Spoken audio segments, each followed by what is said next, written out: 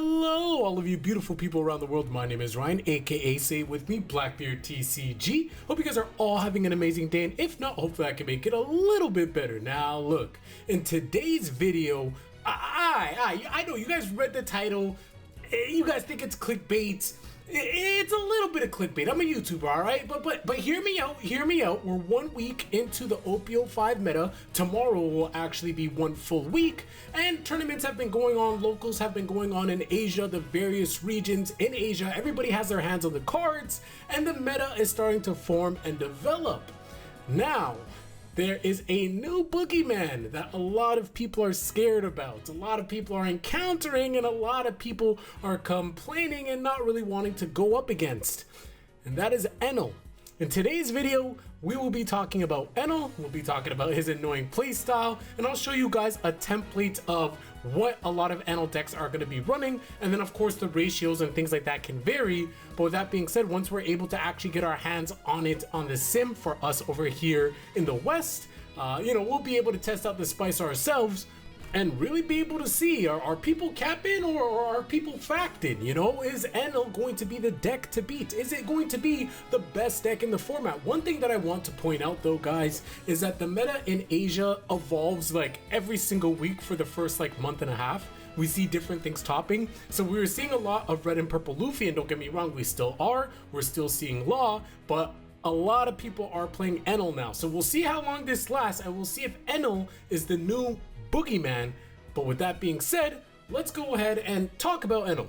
So for those of you that don't know, Enel is a mono yellow leader with 4 life. Yes, he has 4 life even though he's a single colored leader, 5,000 power, and his ability reads on your opponent's turn once per turn. When your life hits 0, you may place the top card of your deck to your life and then discard 1 card from your hand. So essentially, usually in the One Piece card game, you want to get your opponent to 0 and then you have to swing into them 1 more time in order to win. Well, with Enel, you swing into them. If they're at 1 life, you get them to 0. He can now use his leader ability, get back to 1 life. Then you have to swing into him again to get him to 0, and then swing into him a 3rd time to kill him. So he is a deck that you really need to get after to kill him. You need to get 3 successful attacks off in most situations, as long as he has cards in his hand, to be able to fend off of his defensive assault. Now, it's funny because Enel is the embodiment of an amazing defense is a good offense, right? Because he is going to be stalling out the game while also developing big bodies, beating you down while staying alive. This is the reason why a lot of people aren't having that much fun with Enel, just because he's able to control the board with some cards, in which we'll talk about in a little bit. But then on top of that, the fact that you need to swing into him so many times, he can play cards that are very powerful, akin to red, and again we'll talk about that as well. And so it feels like his defense is so hard to get through, and when you do get through, my boy just comes back and you have to kill him again. So Enel really is a god. He really is a god. So let's go ahead and talk about the main 2 cards that you're going to be using to abuse this leader ability. 2 cards that you are going to be seeing in every single Enel deck are going to be 8 cost Charlotte Katakuri from OP03, the secret rare, as well as 9 cost Yamato, 9,000 power from OP04, the super rare. Now, why are we going to play these? Well, let's go ahead and read the abilities. For Charlotte Katakuri, on play, put up to 1 character with a cost of 8 or less to the top or bottom of its owner's life, face up. For Yamato, on play, KO one of your opponent's characters with a cost that's equal or less to than the life on the board. Then, if you have 1 or less life, you may add 1 card from the top of your deck to your life. What does this mean? Why is this important? Well, if you remember Enel, once he gets to 0, you can go ahead and use his ability to get up to 1. Your opponent might try to attack you again and get you down to 0. So you're at 0 and the turn goes back to Enel. Well, now if you're playing Enel, you can go ahead and play Charlotte Katakuri and go back up to 1 life, which means your leader ability is now active again. Or you decide to play Yamato, you get a little bit of board control, maybe pop something on the board, develop Yamato, and then you go back up to 1 life, and now your opponent needs 2 attacks to get through you. So again, these 2 cards are cards that you're going to abuse to try to really grind out in that late game. In addition to the 2 cards that I just discussed, we have to talk about 2 of the strongest yellow cards printed up until this point, both coming out in OP04, Capone Gang Beige, as well as Sanji. So Capone Gang Beige, straightforward, 2k counter. You're probably going to involve him in your deck anyways because he's 2k counter. But what's absolutely nuts about him is when he gets hit in trigger, one of your opponent's characters cannot attack. Or their leader, by the way. So leader or character cannot attack. Amazing, amazing stun card, as well as being a 2k counter. Sanji, on the other hand, can be played as a blocker, but then also a natural attacker at 5k, and he has counter, and on top of that, if he does get hit out of trigger, you can go ahead and play him. So again, these two cards are going to add to your defense. And speaking of defense, it wouldn't be right if we don't talk about El Thor, which is basically Yellow's Radical Beam. It gives 2,000 with a conditional to give an extra 2,000 for the cost of 1 Dawn, 4,000 counter. You're going to be seeing lists playing a lot of these. Now, 2,000 million volts is not a huge defensive card because you're going to use it in main, but you're going to be able to give one of your characters or leaders 3,000 power, which is going to be nice. It's a nice little boost. It's already 1 Dawn efficient there. But then if your life is 1 or less, you can rest one of your opponent's characters with a cost of 4 or less. Get those blockers out of the way if you want to try to KO them, or maybe just swing for face. Okay, so up next we have to talk about Ohm as well as Holy. So what does Ohm do? 4 costs, 5,000 power with 1k counter value, and he becomes 6,000 power if you have 2 or less life. So fits perfectly with Enel in terms of your game plan and how you want to play him. So you have a 4 cost, 6,000 power body with 1k counter. That already is really good.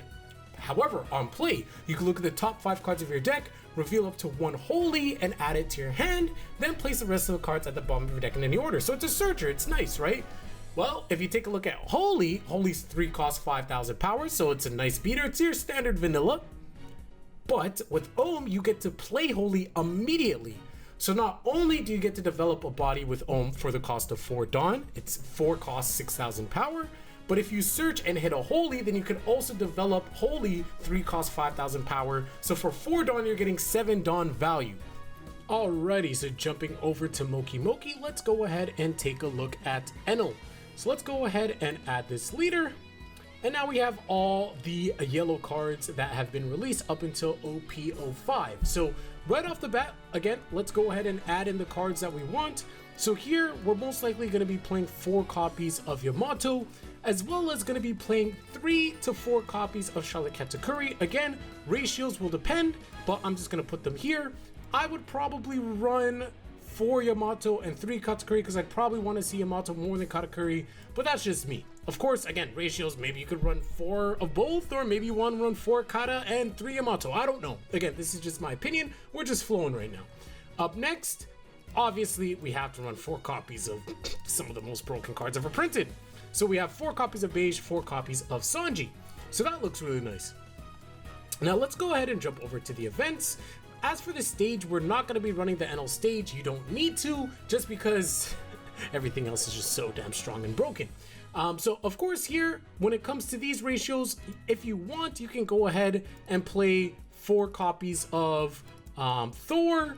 You could play 2 to 3 copies of 2 million volts, 200 million volts. Again, it just comes down to you in terms of ratios. For me, I probably would go with something like this, just to start off as a rough template. Again, stage, we're not opting to play the Sky Island stage.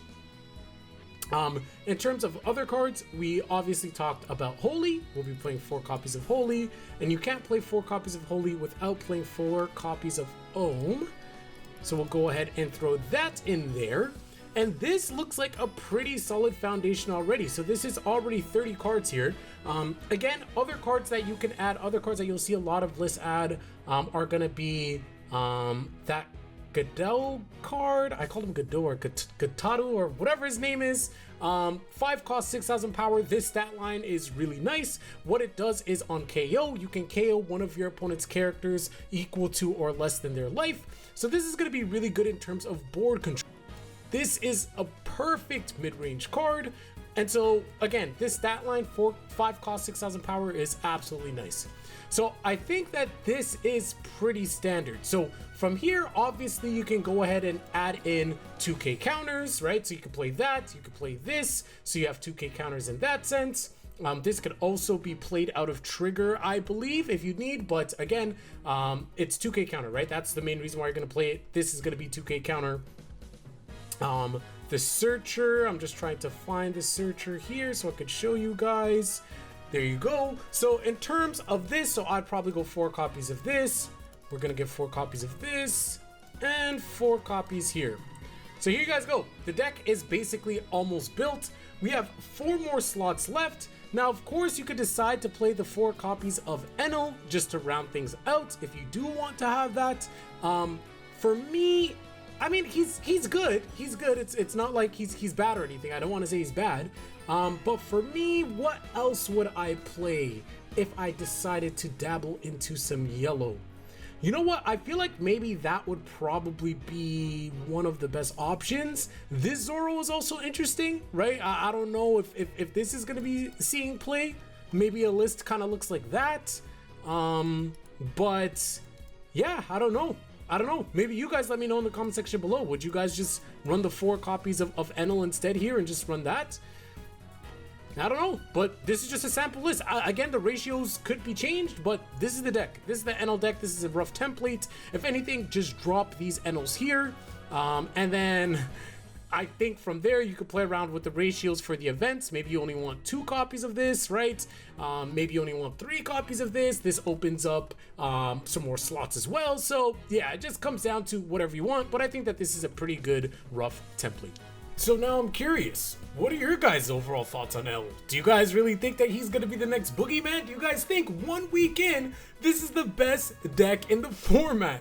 For me, we're just 1 week in. I've seen it happen so many times in Asia where the decks actually just change on a week-to-week basis in terms of what's the best deck. And then again, after about a month and a half in, things change. Now, this could be the time where week 1, a deck is just found out and it's just over, right? Like Enel just will dominate OP05. We don't know. It's week 1, but I'm so excited to see what happens next. And you already know your boy Blackbeard TCG will keep all of you updated as it goes down. So with that being said, I'm so close to 4,000 subscribers. 60% of you guys are not subscribed. 60%. Guys, on average, I get about 1,000 views per video, which means that if 60% of you guys subscribe, then I will hit my target. I will reach my goal of 4,000 subscribers before OP04 comes out. Guys, we have a couple weeks. Run that number up. Run it up. And I will catch you guys later. Have an amazing day. Peace.